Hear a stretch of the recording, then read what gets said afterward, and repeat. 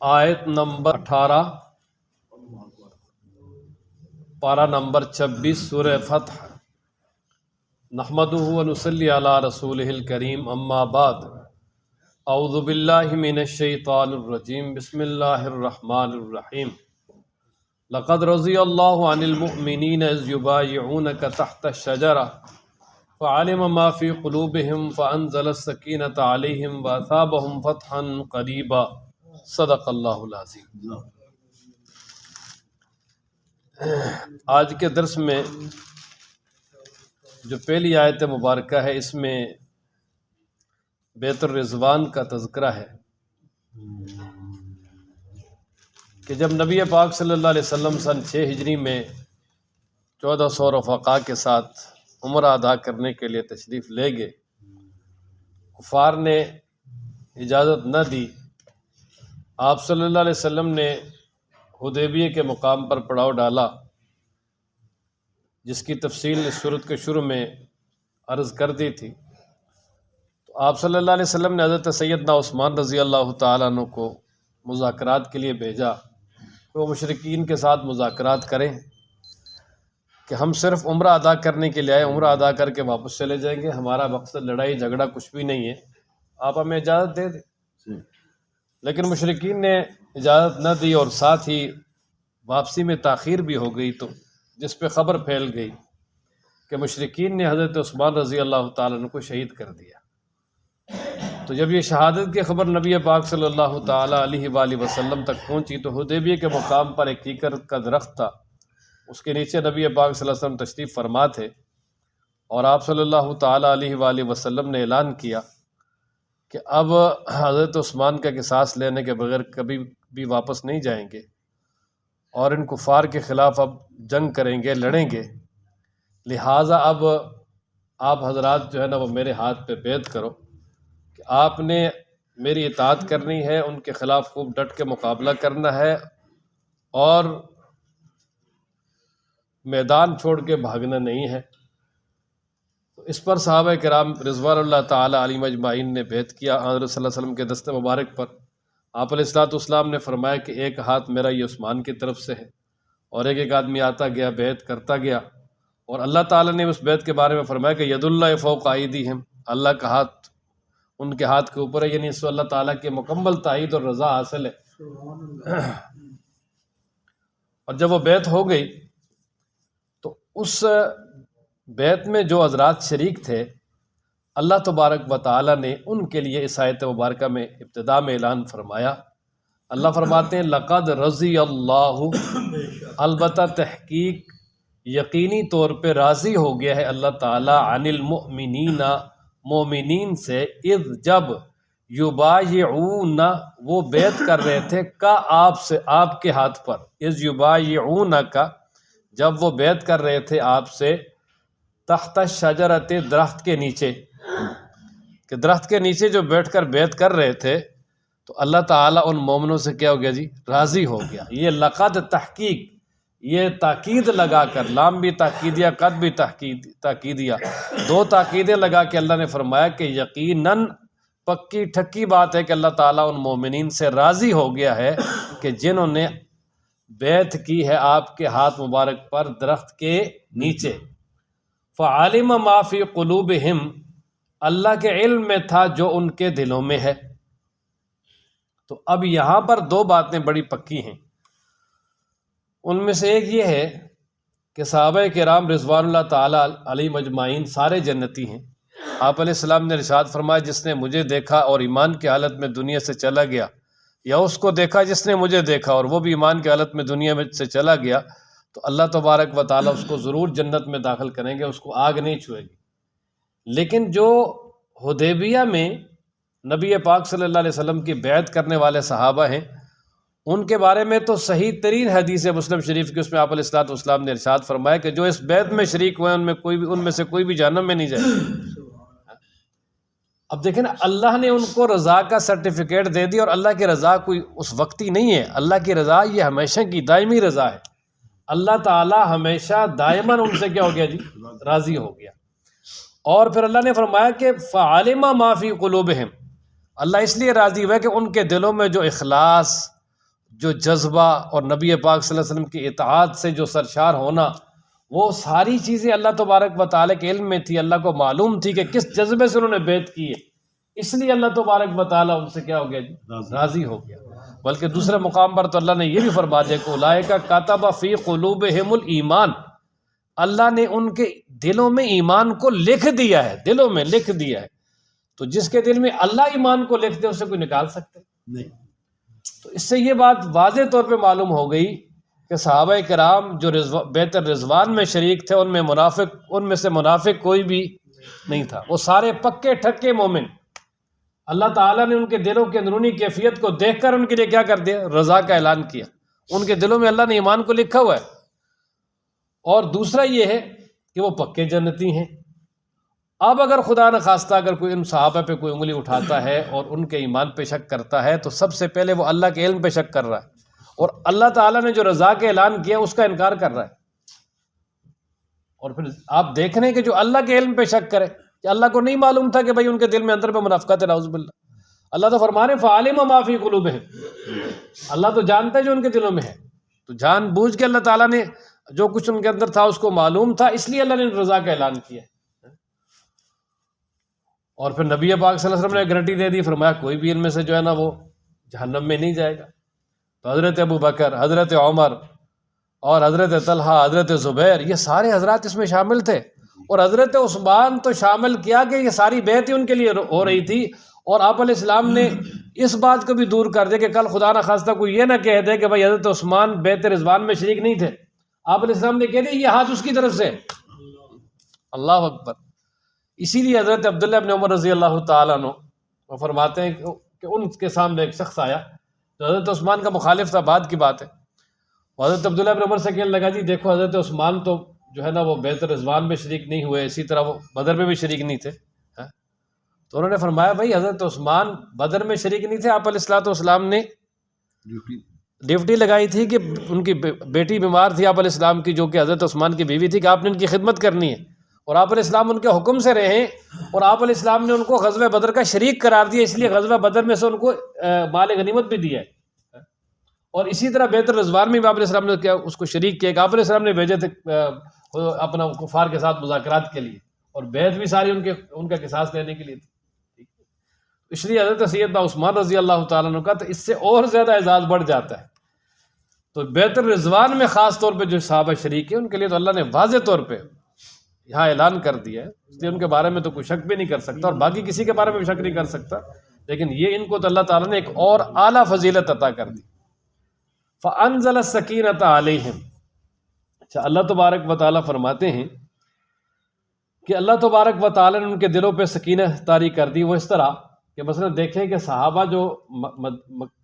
مدینہ منورہ سے نکلے تھے تو عمرے کے ارادے سے نکلے تھے، صرف ساتھ کچھ تھوڑا بہت اسلحہ تھا، وہ تو عرب ویسے بھی ساتھ رکھتے تھے، اور ایک حساب سے یعنی اسلحے کے اعتبار سے تو نہتے تھے، لیکن پھر بھی دیکھیں کہ اس نہتے ہونے کے باوجود اور ارادے سے آئے بھی نہیں، اس کے باوجود جب نبی پاک صلی اللہ علیہ وسلم نے اعلان کیا بھائی اب ان کے خلاف جنگ کرنی ہے، ڈٹ کے مقابلہ کرنا ہے، تو کسی نے انکار نہیں کیا، بڑے جوش و جذبے سے کیا اور اتنا جوش و جذبہ کہ حضرت صلی اللہ علیہ وسلم نے جب بعد میں صلح کی تو ٹھنڈا کرنے میں وقت لگا۔ وہ جذبہ یعنی بیعت جنگ کے لیے بیعت لینے میں کوئی دقت نہیں ہوئی، وہ تو فوراً، لیکن بعد میں جب صلح کا معاملہ آیا تو اس وقت نبی پاک صلی اللہ تعالیٰ علیہ وآلہ وسلم نے بڑی حکمت عملی سے بڑے آہستہ آہستہ کنٹرول کیا۔ تو اب دیکھ لیں ان کے جذبے کو کہ اللہ تعالیٰ نے کیسے ان کے دلوں میں یعنی کیسا سکون طاری کیا، کس انداز میں وہ مقابلے کے لیے تیار ہو گئے کہ ٹھیک ہے جی بالکل ہم لڑیں گے مریں گے، کوئی مسئلہ نہیں، اور ان کو نہیں چھوڑیں گے، بدلہ لے کے جائیں گے۔ اللہ اکبر۔ اور اسی طرح جب نبی پاک صلی اللہ تعالیٰ علیہ وآلہ وسلم نے صلح کر لی، اس کے بعد بھی اللہ نے ان کے دلوں میں سکینت طاری کر دی۔ جب اللہ نے اعلان کیا انا فتحنا لک فتحا مبینا، تو یقین ہو گیا اللہ فتح دیں گے۔ وَأَصَابَهُمْ فَتْحًا قَرِيبًا، اور اللہ فرماتے کہ ان کو اللہ تعالیٰ نے قریب کی فتح عطا کر دی۔ اب وہ قریب کی فتح کون سی تھی؟ تقریباً یہ بیعت الرضوان حدیبیہ کے معاملے کے تقریباً 2-2.5 مہینے کے بعد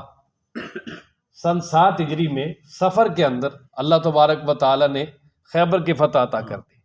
وہ اس طرح کہ مدینہ منورہ سے جب نبی پاک صلی اللہ علیہ وسلم نے یہودیوں کا ایک بڑا قبیلہ تھا بنو النضیر، اس کو جب جلا وطن کیا ان کی بدعہدیوں کی وجہ سے، تو وہ جا کر خیبر میں آباد ہو گئے۔ اب جب خیبر میں آباد ہوئے تو وہاں بھی جا کے وہ اپنی شرارتوں سے باز نہ آئے، اسی طرح انہوں نے اپنی شرارتیں جاری رکھیں اور دن بدن مسلمانوں کے خلاف نئے نئے منصوبے بنانے لگے۔ تو پھر نبی پاک صلی اللہ تعالیٰ علیہ وآلہ وسلم نے اللہ کے حکم سے ارادہ کیا کہ ان کا وہاں سے بھی قلع کما کیا جائے، خاتمہ کیا جائے وہاں سے۔ اور پھر نبی پاک صلی اللہ تعالیٰ علیہ وآلہ وسلم غزوہ خیبر کے لیے روانہ ہوئے، لیکن اس میں یہ اعلان کیا کہ سوائے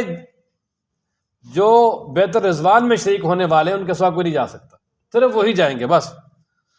اور پھر وہی لوگ گئے اور وہاں جا کر محاصرہ کیا، بالآخر صلح ہو گئی،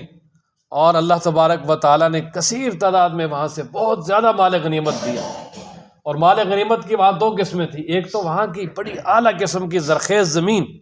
رب ذوالجلال نے مسلمانوں کے ہاتھ میں کر دی، اور اللہ تبارک و تعالیٰ نے وہ سارا علاقہ مسلمانوں کو دے دیا، اور کفار جو وہاں رہے بھی وہ مزارع بن کے رہے۔ اور دوسرا اس کے علاوہ جو دیگر اموال تھے ان میں اسلحہ بھی اور جانور بھی اور دیگر بہت سارے، یعنی اتنے زیادہ یعنی مال غنیمت ملا کہ مدینہ منورہ کے جو رہائشی تھے اور اسی طرح مسلمان تھے، ہر ایک کے جو ہے نا حالات بہت ہی آسودہ اور بہت ہی اچھے ہو گئے۔ تو اس لیے فرمایا وَأَصَابَهُمْ، اور اللہ تعالیٰ نے ان کو عطا کر دی، بخش دی، فتحاً قریبا، ایک قریب کی فتح، بڑی عنقریب فتح۔ کون سی فتح؟ خیبر، اور اس کے سال بعد ہی اللہ تعالیٰ نے فتح مکہ بھی عطا کر دی۔ وَمَغَانِمَ كَثِيرَةً، اور اللہ تعالیٰ نے بہت زیادہ غنیمتیں عطا کر دیں، یا خذونہا، جن کو مسلمان لیں گے۔ وَكَانَ اللَّهُ عَزِيزًا حَكِيمًا، اور اللہ تبارک و تعالیٰ غالب حکمت والا ہے کہ اس موقع پہ اللہ تعالیٰ نے فتح بھی دی، فتح خیبر، اور اسی طرح مال کثیر بھی عطا کیا۔ اور پھر فرمایا وَعَدَكُمُ اللَّهُ مَغَانِمَ كَثِيرَةً تَأْخُذُونَهَا، صرف یہی بات نہیں، اللہ تبارک و تعالیٰ نے وعدہ کر دیا ہے کہ اس سے آگے بھی اللہ تبارک و تعالیٰ بہت زیادہ مال غنیمت عطا کریں گے، بہت زیادہ فتوحات عطا کریں گے۔ اور اس سے مراد یعنی فتح مکہ ہے، اور فتح مکہ کے ساتھ ہی حنین، غزوہ حنین ہوا، اور اس میں جو ہے نا وہ حوازن اور بنو ثقیف، اس کے جو قبائل تھے بڑے اکڑ مزاج، وہ کہنے لگے جی فتح مکہ جب ہوئی تو کہنے لگے وہ تو مکہ کے ناتجربہ کار بدو لوگ تھے، انہیں کیا پتہ، ہمارے خلاف اگر جنگ کریں گے تو پتہ چلے گا۔ تو اللہ تبارک و تعالیٰ نے اپنے محبوب کو حکم دیا کہ بھائی اسی سفر میں، فتح مکہ کے سفر میں ان کی خبر لیتے جائیں۔ آپ صلی اللہ تعالیٰ علیہ وآلہ وسلم کے ساتھ اس وقت 12,000 تھے، اور وہ حوازن 4,000 تھے، تعداد میں کم تھے، لیکن ابتدا میں مسلمانوں کے زبانوں سے یہ بات نکل گئی کہ اب تو ہم زیادہ ہیں، ہم تھوڑے تھے، ہمیں کوئی نہیں ہرا سکا، تو ان کی ایسی تیسی۔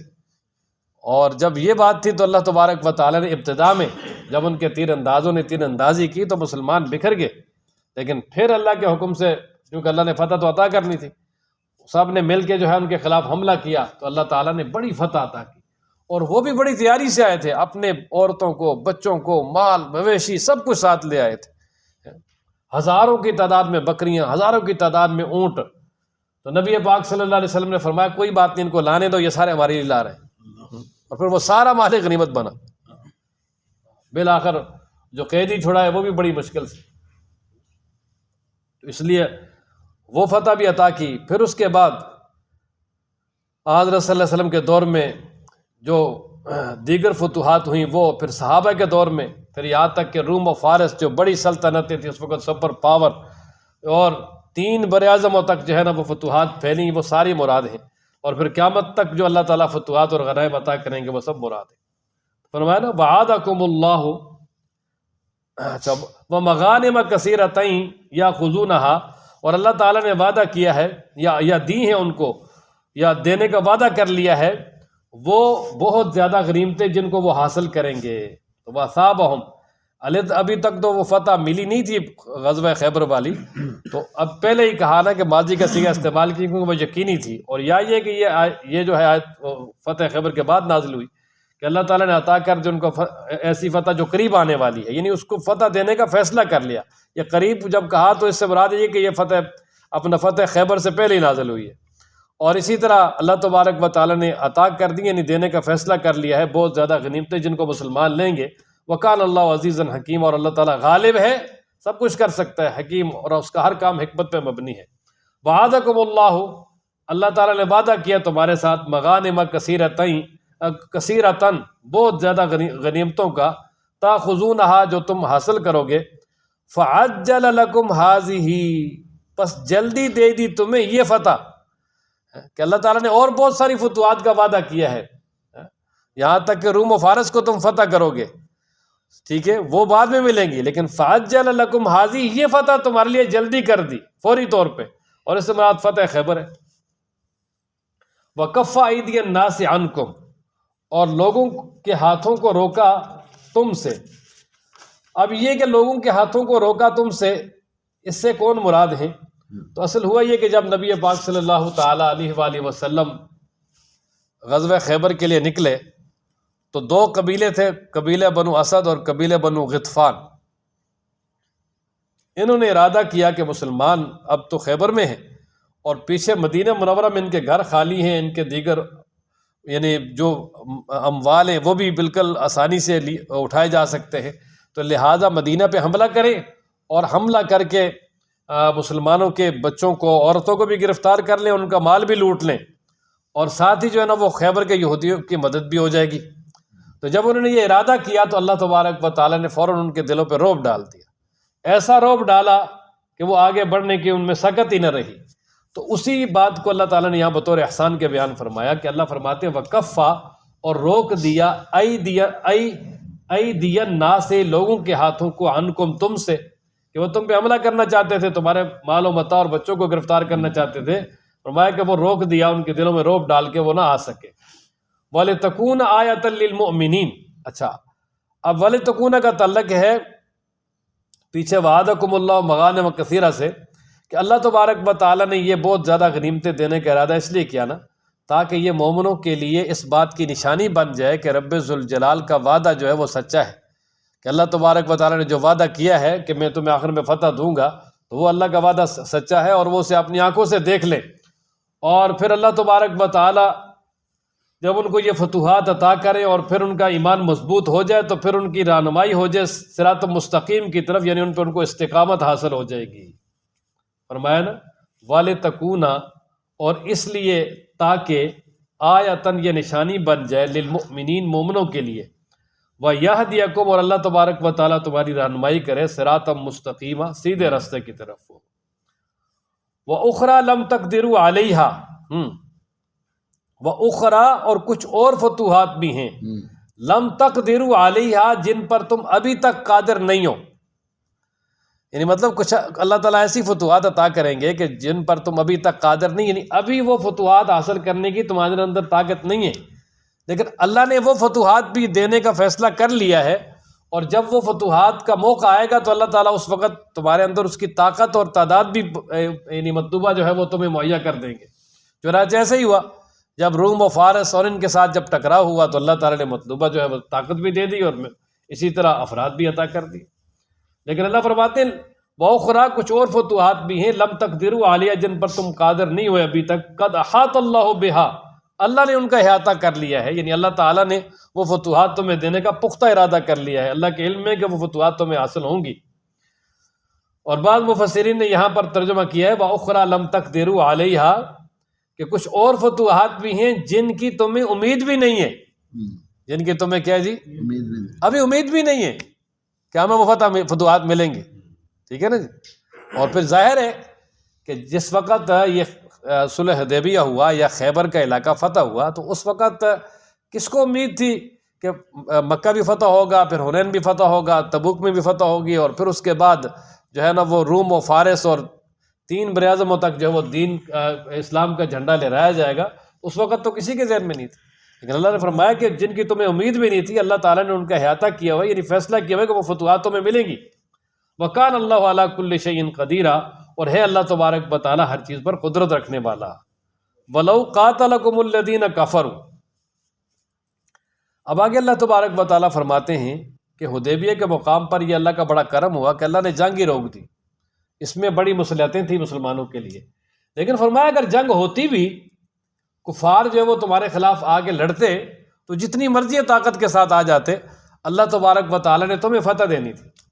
اور اللہ تبارک و تعالیٰ نے یعنی تمہارے مقابلے میں ان کو ذلیل کرنا تھا، اور اتنے وہ ذلیل ہو جاتے کہ ان کے لیے کوئی مددگار اور حمایتی نہ ہوتا۔ اور پھر فرمایا کہ یہ جو آخر میں فتوحات عطا کرنا رسولوں کو اور رسولوں کے حمایتیوں کو، یہ اللہ کا طریقہ ہے، اور یہ شروع سے اللہ کی سنت جاریہ چلی آ رہی ہے۔ دیکھیں نا، نوح علیہ السلام، ابراہیم علیہ السلام، دیگر حضرت ہود علیہ السلام، حضرت صالح علیہ السلام، حضرت لوط علیہ السلام، شعیب علیہ السلام، جتنے بھی انبیاء ہیں، اللہ تعالیٰ نے دیکھا جی بالآخر ان کو کیا کیا جی، فتح دی، کامیابی دی۔ اور پہلے انبیاء کی تو اللہ نے مدد کی کفار کے مقابلے میں، اس طرح کے کفار کو مکمل ہلاک کر دیا۔ اور اسی طرح موسیٰ علیہ السلام کو دیکھ لیں، فرعون کے مقابلے میں کتنی بڑی فتح عطا کی۔ عیسیٰ علیہ السلام کو شہید کرنے کے لیے آئے، لیکن اللہ تعالیٰ نے ان کو بچایا اور سیدھے آسمانوں پہ لے گئے۔ تو فرمایا کہ یہ اللہ تعالیٰ کی سنت جاریہ ہے، انبیاء علیہ السلام رسولوں کی مدد کرنا، جو رسول ہیں خاص طور پہ۔ اور کوئی رسول جو ہے نا، اس کو کوئی آدمی شہید نہیں کر سکا، اور کوئی رسول مغلوب نہیں ہوا۔ انبیاء علیہ السلام شہید ہوئے ہیں، لیکن رسولوں کو اللہ نے غالب کیا ہے۔ اور جو 313 رسول تھے، ان میں سے کوئی بھی ایسا نہیں ہوا کہ جو کبھی بھی مغلوب ہو۔ اللہ تعالیٰ نے بالآخر ان کو بڑا غلبہ عطا کیا، واضح فتح عطا کی ہے۔ تو فرمایا کہ نبی پاک صلی اللہ علیہ وسلم بھی اللہ تعالیٰ کے بڑے رسول ہیں۔ اللہ تبارک و تعالیٰ کا جو طریقہ ہے وہ ان کے بارے میں بھی تبدیل نہیں ہوگا، ان کو بھی ایسے ہی فتوحات ملیں گی۔ فرمایا نا، وَلَوْ قَاتَلَكُمُ الَّذِينَ، اگر تمہارے ساتھ لڑائی کریں وہ لوگ کفروا جنہوں نے کفر کیا، تو لَوَلَّوُا الْأَدْبَارَ، تو البتہ ضرور وہ پیٹ پھیر کر بھاگ جائیں گے۔ ثُمَّ لَا يَجِدُونَ، پھر وہ نہ پائیں گے ولیًّا کوئی دوست، ولا نصیرا، اور نہیں مددگار۔ سنت اللہ التی، طریقہ ہے اللہ تبارک و تعالیٰ کا، وہ قد خلت، جو گزر چکا، من قبل، اس سے پہلے، کہ یہ اللہ تعالیٰ کی سنت جاریہ ہے، طریقہ جاریہ ہے جو پہلے گزر چکا، یعنی انبیاء کی مدد، رسولوں کی مدد کرنا۔ ولن تجد، اور تو نہیں پائے گا ہرگز، لسنت اللہ، اللہ کے طریقے کو تبدیلہ، بدلا ہوا، کہ یہ نہیں کہ اب آگے بدل جائے، فرمایا اب بھی ایسا ہی ہوگا۔ وَهُوَ الَّذِي كَفَّ أَيْدِيَهُمْ عَنْكُمْ، یہ ایک واقعے کی طرف اشارہ ہے کہ جب مسلمان حدیبیہ کے مقام پر تھے اور ادھر صلح حدیبیہ ہو رہی تھی، اس کے بارے میں مذاکرات چل رہے تھے، تو اس دوران ہی کفار نے ایک لشکر بھیجا جو 50 یا 70 80، یہ 2-3 طرح کی جو ہے نا وہ کتابوں میں روایتیں ہیں، 50 کم از کم یہ یقینی ہے، کسی میں 80 بھی ہے۔ ان کا ایک دستہ بھیجا اور انہیں اسلحہ سے لیس کیا کہ وہ جائیں اور کھوج لگائیں، اور یعنی پورے تیاری میں رہیں، جہاں بھی موقع ملے تو نبی پاک صلی اللہ علیہ وسلم کو شہید کر دیں، اور اسی طرح مسلمانوں کو نقصان پہنچائے۔ جب وہ اس ارادے سے حدیبیہ کے ارد گرد انہوں نے چلنا پھرنا اور اپنی مہم شروع کی، اور پھر وہ مقام تنعیم سے جب نیچے اترے اپنا کام کرنے کے لیے، تو آگے حضرت محمد بن مسلمہ حضرمی، اسی طرح حضرت سلمہ بن اکوا اور ان کے چچا وغیرہ، ان حضرات نے ان سب کو گرفتار کر لیا، قابو میں آ گئے۔ اب جب قابو میں آئے تو سارا ان کا اسلحہ بھی ان سے لیا، اور پھر ان کو نبی پاک صلی اللہ علیہ وسلم کی خدمت میں لا کے پیش کیا۔ اب ظاہر ہے کہ وہ لڑائی کے ارادے سے آئے، ادھر صلح ہو رہی تھی، تو اب مسلمان اگر چاہتے تو ان کو قتل کر سکتے تھے، لیکن نبی پاک صلی اللہ علیہ وسلم نے اور صحابہ نے ان کو معاف کر دیا کہ چلو یار صلح ہو گئی ہے، ان کو واپس کرتے ہیں۔ تو اس کا تذکرہ کیا نا، کہ فرمایا کہ تمہیں ان پہ مکمل طور پہ قابو حاصل ہو گیا تھا، وہ تمہارے ہاتھ میں آ گئے تھے، لیکن پھر بھی اللہ تعالیٰ نے تمہارے ہاتھوں کو ان کو قتل کرنے سے کیا کر دیا، روک دیا، جس کا نتیجہ یہ ہوا کہ جو کفار کے ہاتھ تھے وہ بھی تمہارے ساتھ لڑائی کرنے سے اور تمہیں قتل کرنے سے رک گئے۔ کیونکہ اگر ان 50 کو قتل کیا جاتا تو حضرت عثمان کے ساتھ جو عثمان اور 10 آدمی ادھر گئے ہوئے تھے، مکہ والے، مکہ کی طرف گئے ہوئے تھے وہ اس کے لیے، وہاں ان سے مذاکرات کے لیے، تو ظاہر ہے وہ ان کو شہید کرتے، اور پھر اس کے بعد جب ان کے 50 یا 80 آدمی مارے جاتے تو وہ مزید جو ہے وہ لڑائی کے لیے آتے، تو پھر کافی گھمسان کی جنگ ہوتی، دونوں طرف سے نقصان ہوتا۔ ٹھیک ہے، تو اللہ تعالیٰ اپنا احسان جتلا رہے ہیں کہ دیکھو اللہ تبارک و تعالیٰ نے تمہارے ہاتھوں سے ان کو بچایا، ان کے ہاتھوں سے تمہیں بچایا، اور صلح ہو گئی، اور یہی صلح بڑی فتح کے نوید بن گئی۔ اس کے بعد اللہ نے بڑی بڑی فتوحات عطا کی۔ اگر جنگ ہوتی تو کتنا نقصان ہو جاتا۔ تو وہ جو 50 آدمیوں کو چھوڑا اور پھر اس کی وجہ سے جو مکمل جنگ ٹل گئی، اس کا تذکرہ اللہ تعالیٰ نے فرمایا نا وَهُوَ الَّذِي، وہی تو ہے، کفا ایدیہم، جس نے روک دیا ان کے ہاتھوں کو، عنکم، تم سے، کہ کفار بھی لڑنے کے ارادہ رکھتے تھے، لیکن اللہ تعالیٰ نے بچا لیا پہلے بھی، اور بعد میں بھی جو ہے نا وہ لڑائی سے بچا لیا۔ وَأَيْدِيَكُمْ، اور روک دیا تمہارے ہاتھوں کو، عنہم، ان سے، بِبَطْنِ مکہ تھا، مکہ کی وادی میں۔ یہ حدیبیہ مکہ کی وادیوں میں سے ایک وادی ہے، اس کا کچھ حصہ حرم میں داخل ہے، یعنی مضافات میں ہے نا۔ من بعد اس کے کہ ان اظفارکم، کہ تمہیں قابو دے دیا تھا، علیہم، ان پر، کہ تمہیں ان پر کامران اور کامیاب کر دیا تھا، یعنی وہ تمہارے قابو میں آگے تھے، گرفتار ہو کے آگے تھے، اب مرضی ان کا سر کاٹتے جو مرضی کر سکتے تھے، لیکن اللہ نے بچا لیا، اور جس کا نتیجہ یہ ہوا کہ پوری جنگ ہی ٹل گئی، مکمل طور پہ جنگ ہی اس سے بچت ہو گئی۔